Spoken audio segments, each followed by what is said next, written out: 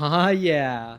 So back when I was teaching private classes, I found TED Talks to be one of the best ways to help my students learn advanced everyday vocabulary in a way that was both fun and fascinating. And today, we'll be doing exactly that with a speech from 𝗥𝗲𝗹𝗟𝗶 who shares her unique experience as a brain scientist who suffered a stroke. And she helps us to understand the brain in a way that is extremely insightful, human, and emotional. So by the end of this video, you'll learn a ton of advanced expressions with this TED Talk. You'll get to participate in an exercise that will help you to break free from your ego. And I'll give you 3 recommendations for the best meditation apps and so much more. And to get the best possible experience with today's lesson, I highly recommend that you watch it over on the RealLife English app for free right now by clicking that link down in the description below. Because you get a bunch of resources there that help you to remember the new words forever so that they are available to you to use confidently and naturally when you have the opportunity to speak. I'll tell you more about that in just a little bit, but for now, let's jump into the lesson. But on the morning of December 10, 1996, I woke up to discover that I had a brain disorder of my own. A blood vessel exploded in the left half of my brain. And in the course of 4 hours, I watched my brain completely deteriorate in its ability to process all information. On the morning of the hemorrhage, I could not walk, talk, read, write, or recall any of my life. I essentially became an infant in a woman's body. All right, so first of all, she talks about having a brain disorder. So I woke up to discover that I had a brain disorder of my own. So a disorder is just something that doesn't function properly. And we can use this with many different organs in our body. So you could have a brain disorder, of course, but you could also have a kidney disorder, a liver disorder, and so on. And you wouldn't use this, for example, let's say you have a foot disorder. So it's mostly for organs. But we do have other collocations you can find it in. For example, someone could have an eating disorder, which would be something like anorexia, that they have problems with eating enough. And so you might look for different ways that you find this being used when you're consuming different content. And next, she talks about that in the course of 4 hours that she watched her brain completely deteriorate. So if something happens in the course of an amount of time, it means that it's developing during that amount of time. So you might say that in the course of days, the city became chaotic because there was a shortage of electricity. Something that just happened here on Monday, actually, is that we had a huge power outage in all of Spain that you might have heard about. On the morning of the hemorrhage, I could not walk, talk, read, write, or recall any of my life. All right, and there's a really nice term that she used here, which is recall. And this gives us a good opportunity to look at some word formation. So this is the combination of which is a prefix meaning again, and call, which you probably know, like call someone on the phone, right? But when we use call in this sort of context, it means that you're trying to ask for information. So by recalling, you're calling for information again. In other words, it just means to remember, but this is a nice alternative you can use for the word remember. I essentially became an infant in a woman's body. So it's really nice how she used the word essentially here. So this is like a synonym for basically, and it means that you're saying that in summary, or you're saying that another way of saying this is, so for example, vocabulary flashcards essentially are like magic for remembering new words that you learn in English. And actually, if you want to be able to remember all of the new words and expressions that we're learning in today's lesson, a great way for you to do that is with our RealLife English app. One of the features we built exactly for this, because so many of you have told us that one of your biggest frustrations is that when you get in a conversation and that word that you know that you've learned simply will not come to your mouth. So these use an innovative technology that actually work with your memory to help you to have those words available to you when you get into a conversation and to be able to use them confidently and naturally. So you can try it out for free by clicking the link down in the description. That'll actually take you right to this lesson and you can get started for free there. And maybe there were some other advanced words that you didn't know that I'm not actually explaining here. And another great feature that we have on the RealLife English app is that with the interactive transcript, you can double click on any word and get its definition right away. So if you consume the lesson there, all of the definitions of all the words are available to you. All right, so in the next clip, Jill explains to us the different functions of the two halves of our brain. Let's watch. Because they process information differently, each of our hemispheres think about different things, they care about different things, and dare I say, they have very different personalities. Our right human hemisphere is all about this present moment. It's all about right here, right now. Our right hemisphere, it thinks in pictures, and it learns kinesthetically through the movement of our bodies. Information in the form of energy streams in simultaneously through all of our sensory systems, and then it explodes into this enormous collage of what this present moment looks like, what this present moment smells like and tastes like, what it feels like, and what it sounds like. I am an energy being connected to the energy all around me through the consciousness of my right hemisphere. We are energy beings connected to one another through the consciousness of our right hemispheres as one human family. And right here, right now, we are brothers and sisters on this planet, here to make the world a better place. And in this moment, we are perfect, we are whole, and we are beautiful. My left hemisphere, our left hemisphere, is a very different place. Our left hemisphere thinks linearly and methodically. Our left hemisphere is all about the past, and it's all about the future. Our left hemisphere is designed to take that enormous collage of the present moment and start picking out details, and more details about those details.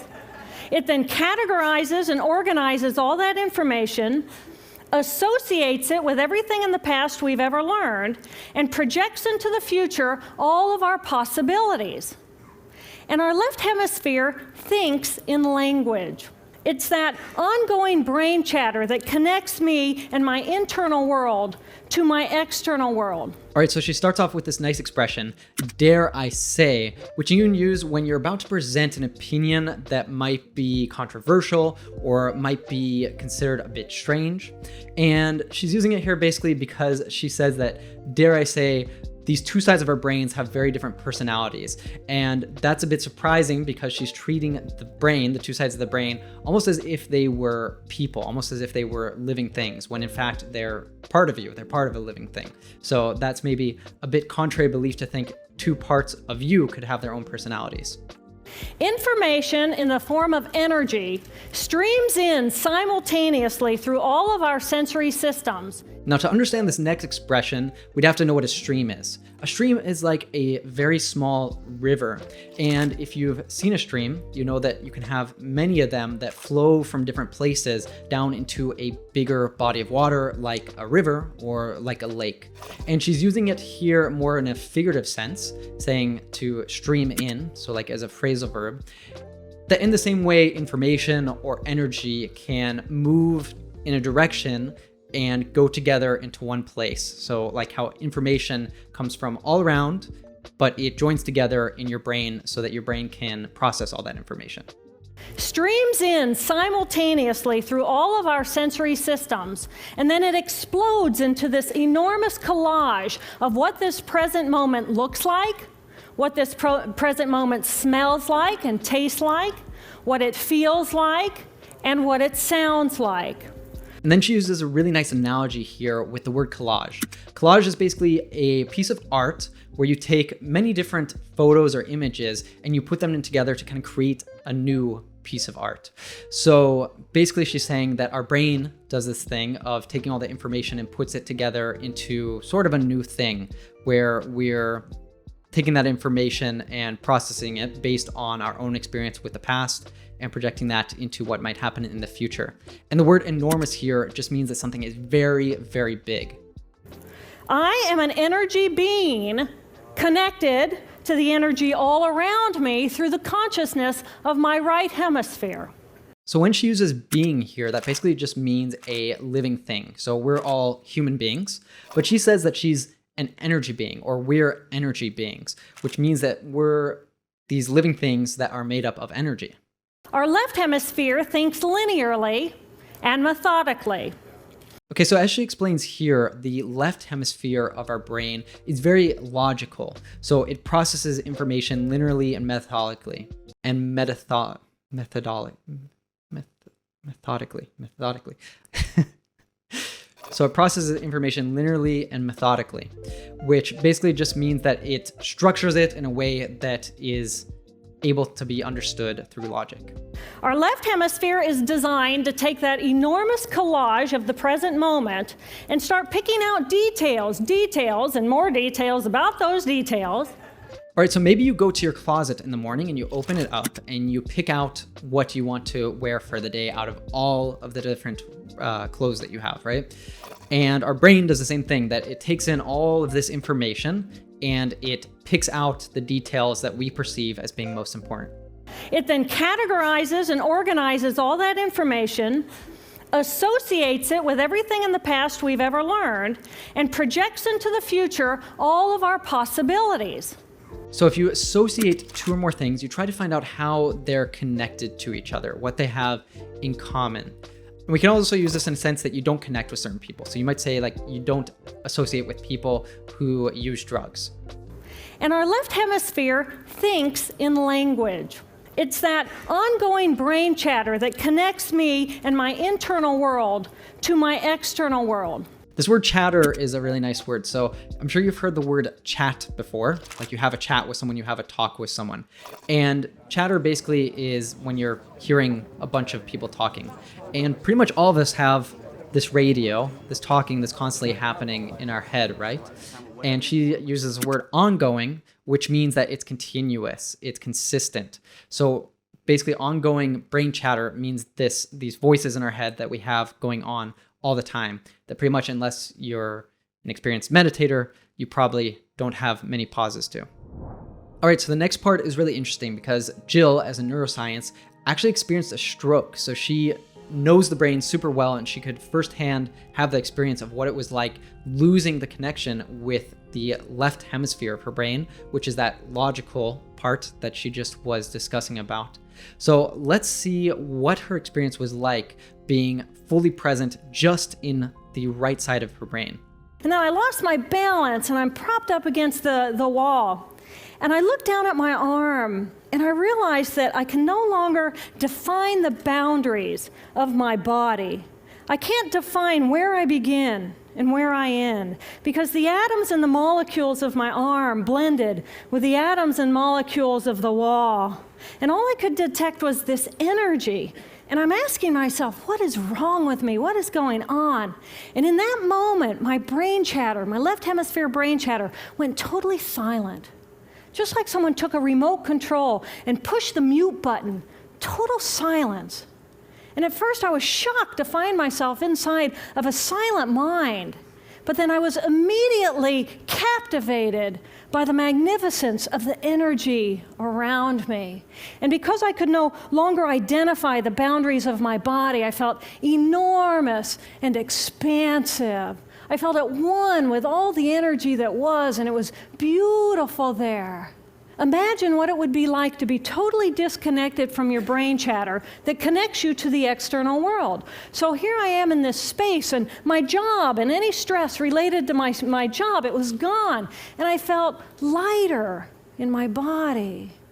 And imagine all of the relationships in the external world and any stressors related to any of those, they were gone. And I felt this sense of peacefulness. And imagine what it would feel like to lose 37 years of emotional baggage. Oh, I felt euphoria. And then the next thing my brain says to me is, wow, this is so cool. This is so cool. How many brain scientists have the opportunity to study their own brain from the inside out? Nice. I really love her way of talking and even her sense of humor. So the first expression we're going to look at is being propped up or propped up against something. So what she's saying basically is because she lost her balance, she had to support herself against the wall. And we could also say, for example, the camera that I'm talking to you through right now is propped up on a tripod. So it's basically one thing being supported by a second thing. And I looked down at my arm and I realized that I can no longer define the boundaries of my body. Now, the boundary of something is basically the wall or border or barrier of something. So for example, if you live in a house, you probably have a fence that's like the boundary between your property and your neighbor's property. But we can also use this word in a bunch of other senses. For example, we can talk about emotional boundaries. Like if you're in a relationship with someone, with your boyfriend or girlfriend, let's say, you might need to establish some boundaries in your relationship so that you feel an emotional well-being. I can't define where I begin and where I end because the atoms and the molecules of my arm blended with the atoms and molecules of the wall. All right, in your kitchen, you might have an appliance that's called a blender. Now, a blender, basically, you throw a bunch of things into and you press a button and it combines them so much that you can't tell any of the individual pieces of the items that you threw in there anymore. They kind of just become one liquid, right? And so if things blend together, the reason we call this a blender is because the two or more things are combining together to form almost something new. So she's saying that the molecules of her arm blended with the atoms of the wall. So it kind of just all looked like it was the same thing to her. And all I could detect was this energy. Detect is basically to notice. So you might have detected, as I'm speaking, some connected speech, which is how we natives cut, reduce, and connect our words together. So instead of saying, for example, what you, I would usually say what you. So if you notice that, you could also say that you detected me using some connected speech. And at first I was shocked to find myself inside of a silent mind. But then I was immediately captivated by the magnificence of the energy around me. And because I could no longer identify the boundaries of my body, I felt enormous and expansive. If something captivates you, it grabs your attention, it fascinates you, it makes you really curious, right? And she talks about the magnificence of the energy around her. We use magnificent usually to explain something that leaves us speechless, that's really large, really grand in size or in impact, and ultimately that's something that's really beautiful. So you could see a magnificent sunrise or sunset, right? Or maybe you hike up to the top of a mountain and just the view, it just leaves you breathless. It's this magnificent view there at the top of the mountain. I felt enormous and expansive.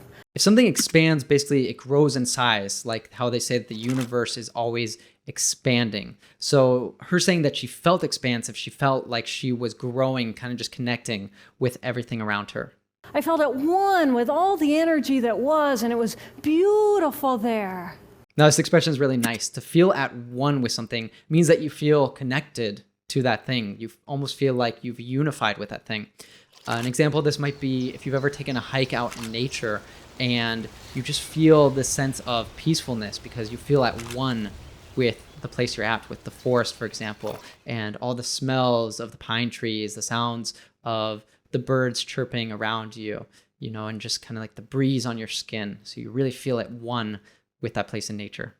And imagine all of the relationships in the external world and any stressors related to any of those, they were gone. And I felt this sense of peacefulness. A stressor basically is anything that makes you feel stressed. So this could be like your work, or maybe all the notifications on our phones oftentimes can be stressors. And imagine what it would feel like to lose 37 years of emotional baggage. Oh, I felt euphoria. All right, so this is kind of a funny expression. So you probably know what baggage is. It's like the suitcase that you take when you travel. You might check baggage below the plane, right?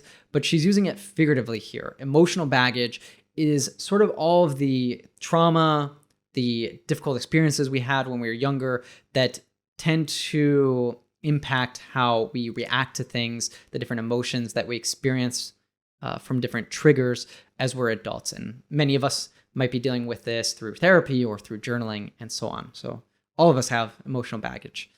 And being able to drop off that emotional baggage, she feels euphoria. Euphoria is just a feeling of immense joy, fulfillment, being completely in the moment, and ultimately just feeling like ecstasy.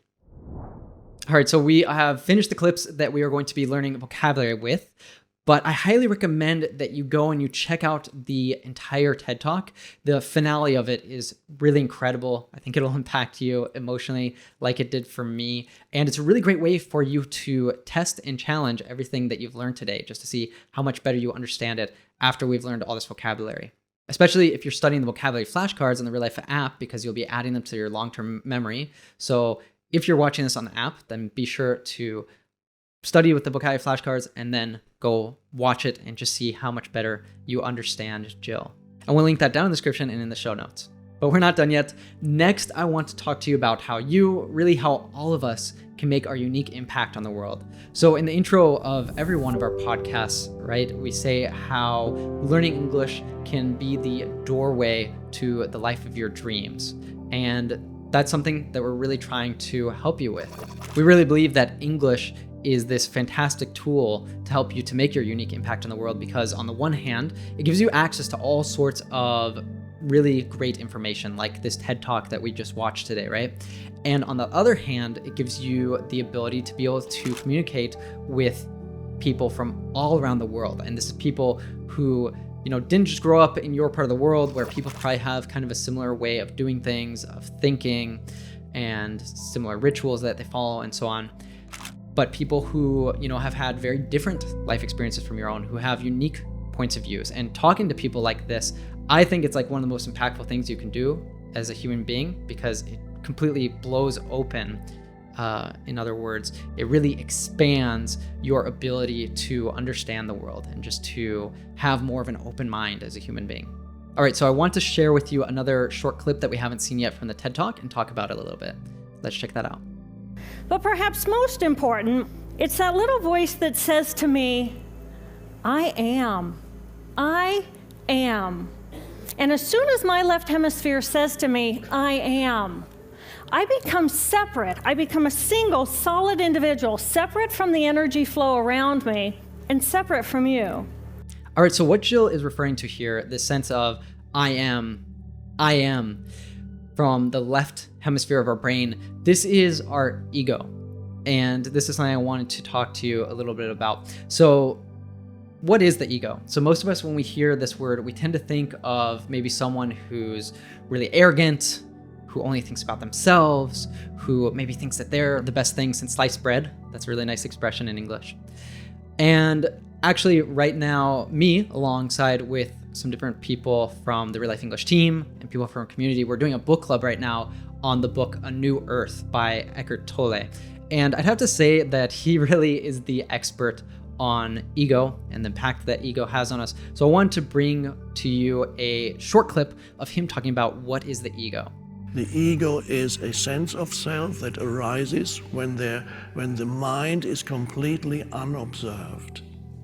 The unobserved mind brings about the ego. In fact, the unobserved mind is the ego. These are mental structures which are energy formations, because every thought is an energy formation, energy formations in your head that say, that's me and my life. And there are certain characteristics to this egoic state.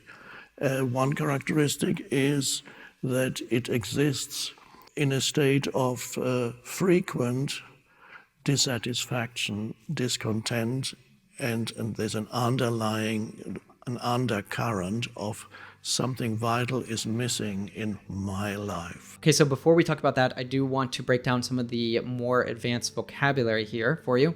So a couple words he used here was saying that a lot of us feel dissatisfaction, discontent, which are basically mean the same thing.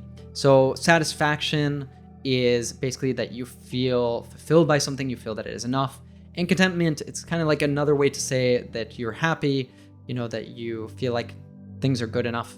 And so adding the prefix dis to either of these, it means the opposite. Dissatisfaction, discontent just means you're not happy with or you're not fulfilled by something.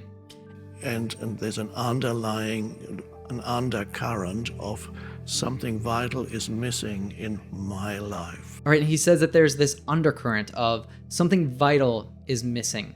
So if there's an undercurrent of something, it basically means that there's something below the surface that's flowing. And that thing that is flowing below the surface basically would be maybe a thought that's present in our mind, or feeling, that we feel like is always lingering, it's always there, is something vital is missing. Now, vital, it's a nice word. It comes from the Latin word for to live, and it means something is essential, it's crucial, it's something that you must have to live, in other words.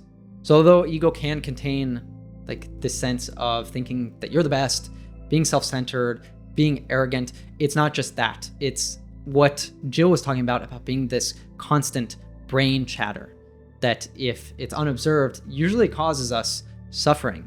Our thoughts can cause us a lot of suffering, right? Depending on what they are. Any of us that at any point in our life have lied awake in bed because we can't get our mind to shut up and let us go to sleep, you've suffered from the ego.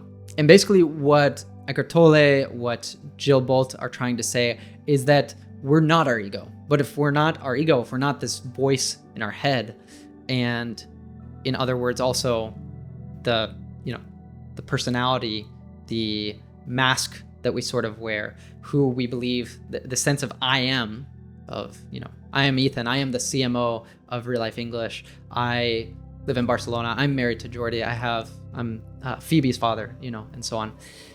If I'm not all these things, then what am I?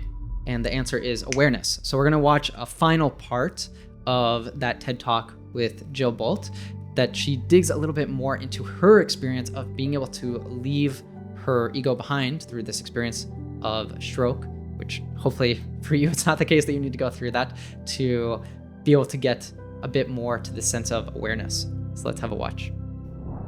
I felt enormous and expansive.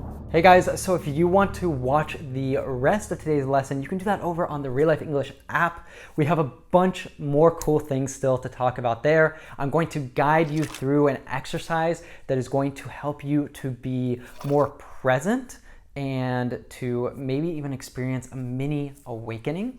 I'll also give you recommendations for my favorite, and I believe the best, meditation apps, and so much more good stuff that I believe is going to have a big impact on you guys, all right? And not to mention that you really get the best learning experience over in the app, because you'll get vocabulary flashcards for all that new vocabulary that we learned there at the beginning so that you never forget it. You can actually use them when you get into a conversation, and you're gonna feel so much more confident, trust me. So again, you can download that for free right now by clicking the link down in the description below. And if you do that on your phone, that will take you right to this lesson with the TED Talk. And I look forward to seeing you over there. Yeah.